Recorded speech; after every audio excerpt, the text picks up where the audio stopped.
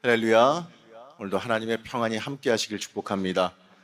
오늘 함께 보실 하나님의 말씀은 로마서 15장 14절에서 16절 말씀입니다. 로마서 15장 14절에서 16절 말씀입니다. 저와 같이 천천히 함께 합독하시겠습니다. 내 형제들아, 너희가 스스로 선함이 가득하고 모든 지식이 차서 능히 서로 권하는 자임을 나도 확신하노라.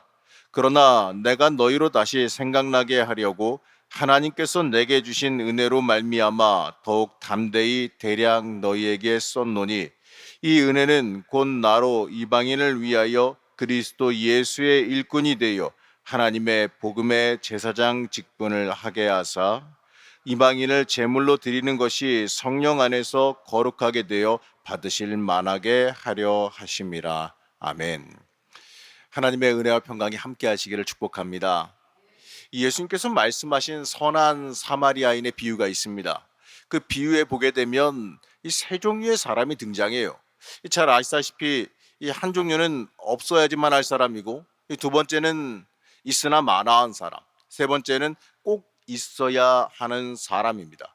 여러분, 없어야만 하는 사람이 누구겠습니까? 물론 강도들이겠지요. 그럼 있으나 마나한 사람 누굴까요? 바로 강도를 만난 자를 그대로 지나치고 갔던 사람들입니다. 그리고 꼭 있어야 되는 사람은 당연히 그 강도당한 자를 끝까지 돌봤던 그 선한 사마리아인입니다. 이 비유의 말씀처럼 말이죠. 이 바울은 이 본문을 통하여서 꼭 있어야 되는 사람에 대해서 말합니다. 그 사람을 지칭해서 말하기를 예수님의 일꾼, 예수의 일꾼이다라는 아주 독특한 표현을 씁니다.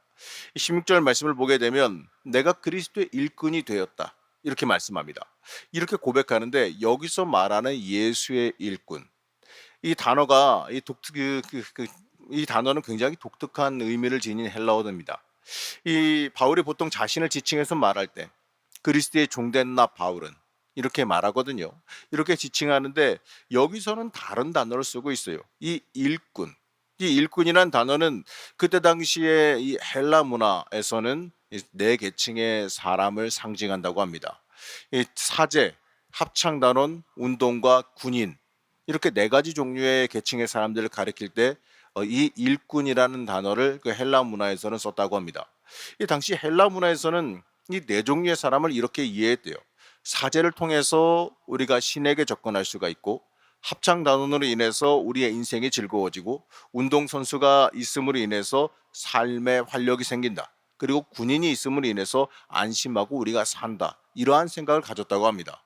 다른 말로 하게 되면 이 네 가지의 직업군이, 그 네 가지의 직업군은 없어서 안 되는 사람들, 이 헬라 문화권, 특히 이 아테네 사람들의 이 자존심이었다고 합니다.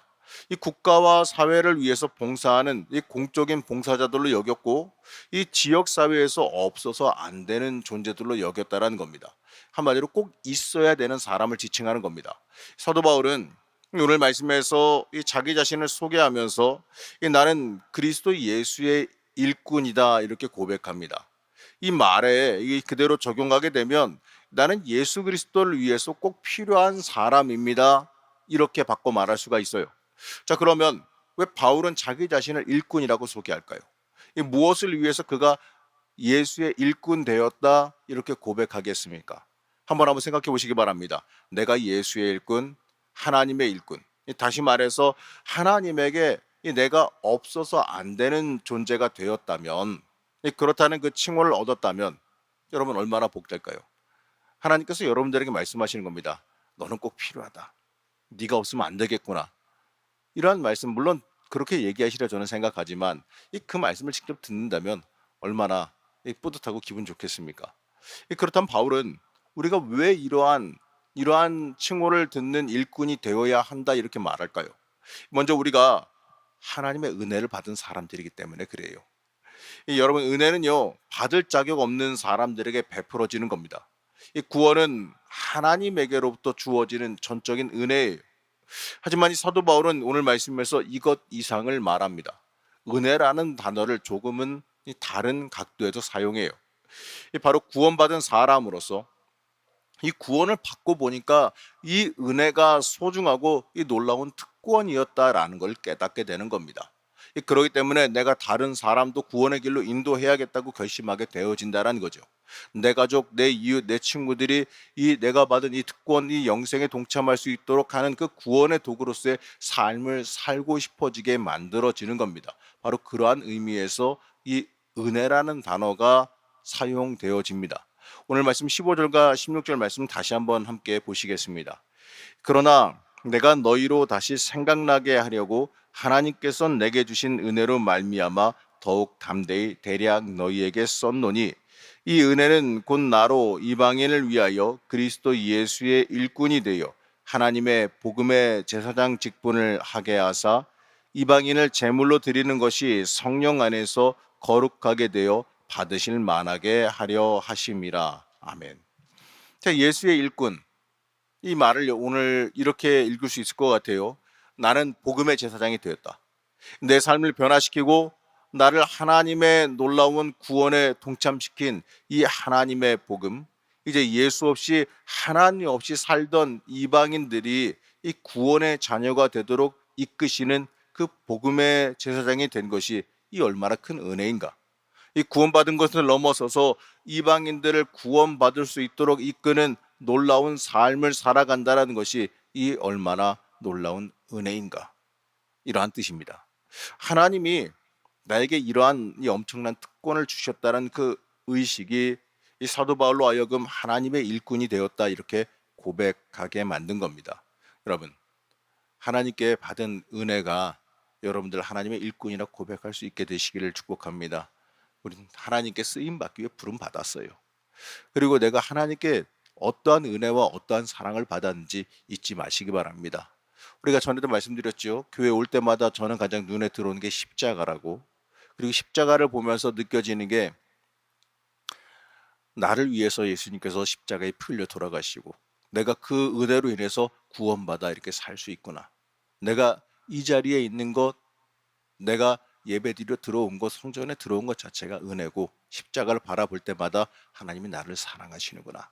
이러한 마음으로 십자가를 바라본다고 말씀드린 적이 있습니다.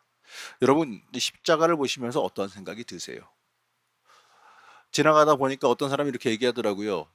좀 높은 곳에서 내려다 보니까 빨갛게 십자가 불이 많이 켜져 있는 걸 보니까 어떤 사람은 그러더라고요. 아유, 교회 되게 많네. 십자가밖에 없어 밤에 보니까. 이렇게 얘기하는 사람이 있는 반면에 어떤 분은 딱 보면서 십자가가 쭉 있는 걸 보면서 편안하다는 거예요. 하나님이 나를 저렇게 지켜주고 계시는 느낌이 든다는 거죠. 여러분, 어떠한 마음이 드세요? 십자가를 보시면서 그냥 교회에 달려있는 장신구로 보이시거나 그냥 상징물로 보이십니까? 아니면 나를 향한 하나님의 사랑으로 보이십니까? 여러분, 우리는요, 그 특권을 누리고 있는 사람들입니다. 하나님의 그 놀라운 사랑을 받아 누리고 있는 그 특권을 누리고 있는 사람들이에요. 여러분, 우리가 이 땅을 살아가면서 전도한다고 하는 거예요. 그걸 힘든 의무나 책무로 받아들일 것이 아니라 나에게 주어주신 특권으로 받아 누려야 됩니다. 이 천하보다 더 귀한 영혼을 하나님 앞으로 인도한다는 게 이 얼마나 큰 특권이겠습니까? 하나님을 섬기고 이웃을 섬기고 이 그들과 더불어 사랑을 나눌 수 있다는 그 사실은 이 주님께서 나에게 주신 아주 커다란 은혜입니다. 이 19세기 말 영국에서 이 가난한 계층, 소외된 계층을 상대로 이 복음을 전하며 그들을 돌봤던 사람이 있습니다. 이 사람이 전도를 함으로 인하여서 많은 사람들이 예수를 믿게 한 것뿐만 아니라 이 당시 도덕적으로 타락해 가던 영국 사회에 굉장히 큰 충격을 가져왔고 영국이 그로 인해서 이 변화하기 시작했다고 합니다. 이 강력한 복음 전도와 이웃에 대한 구제 사역, 이 사랑의 사역으로 인해서 영국 사회가 변화되어 갔다는 거예요. 자, 이 사람이 누구냐면 이 구세군 운동의 창시자인 윌리엄 부스라고 하는 사람입니다.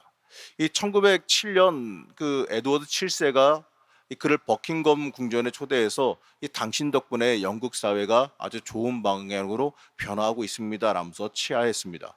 그러면서 왕이 무슨 앨범 같은 거 하나를 갖다가 내어놓고 거기다가 사인을 하래요. 자, 일반적으로는요, 신하가 왕의 사인을 받아가면 그거 집에 가보로 여기고 벽에다 걸어놓고 이럴 거 아니겠습니까?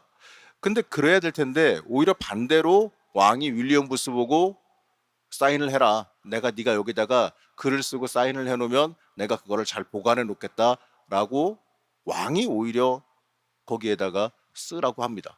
근데 이 윌리엄 부스는 거기에다가 역사적으로 남을 만한 아주 명구를 남겼다고 해요. 그 내용이 이겁니다. 어떤 사람의 야망은 예술입니다. 어떤 사람의 야망은 명성입니다.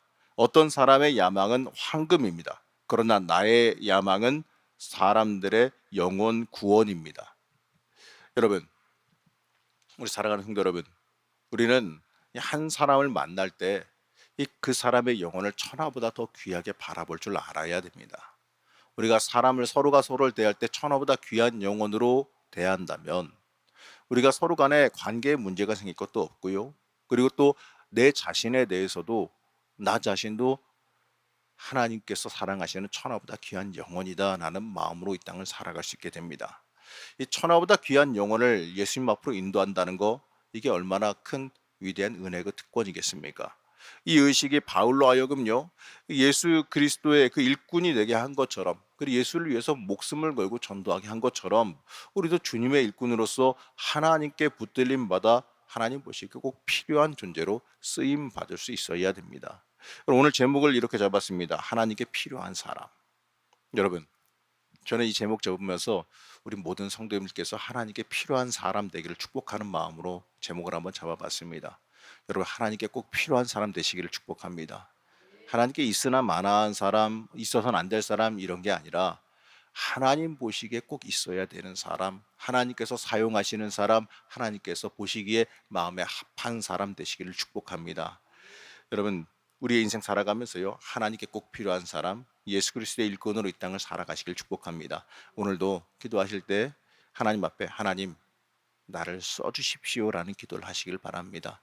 달라는 기도도 좋아요. 소원의 기도도 하십시오. 그런데 더 중요한 건요, 내가 하나님께 쓰임 받아야 인생의 가치가 있는 겁니다. 하나님 나를 써주십시오. 나를 사용하여 주시고 나를 하나님께 필요로 하는 사람으로 바꿔주십시오. 이렇게 기도하시기 바랍니다. 그럴 때 하나님께서 주시는 놀라운 은혜와 능력도 함께 할 줄로 믿습니다. 하나님께서요, 아무것도 안 주시고 그냥 쓰시지 않으세요. 하나님께서 필요한 사람에게는 그 필요의 능력과 모든 걸 다 허락하여 주심을 믿으시기 바랍니다. 하나님께 쓰임 받기 위해서 기도하시는 여러분들 되시기를 시간 간절히 축복합니다. 잠시 기도하겠습니다. 우리를 지키시며 인도하신 하나님, 우리의 인생이 하나님께 필요하고 사용되어지는 인생이 되기를 원합니다. 하나님께 바라는 인생, 간구하기만 하는 인생이 아니라 하나님께 사용되어지고 쓰임받는 인생이 되게 허락하여 주시옵소서. 하나님, 오늘도 붙들어 주시고 사용하여 주셔서 성령 충만함으로 쓰임받기에 합당한 능력 있는 주의 자녀들 되게 허락하여 주옵시고, 또 그로 인하여서 이 땅에서 하나님께 쓰임 받으며 하나님 보시기에 마음 합한 자로서 이 땅을 살아갈 수 있게 허락하여 주시옵소서. 오늘날도 하나님께 집중하는 삶 되길 원하오며 또 하나님께 쓰임 받는 인생 되어지길 원하오며 거룩하고 존귀하신 예수님의 이름으로 기도하였습니다. 아멘.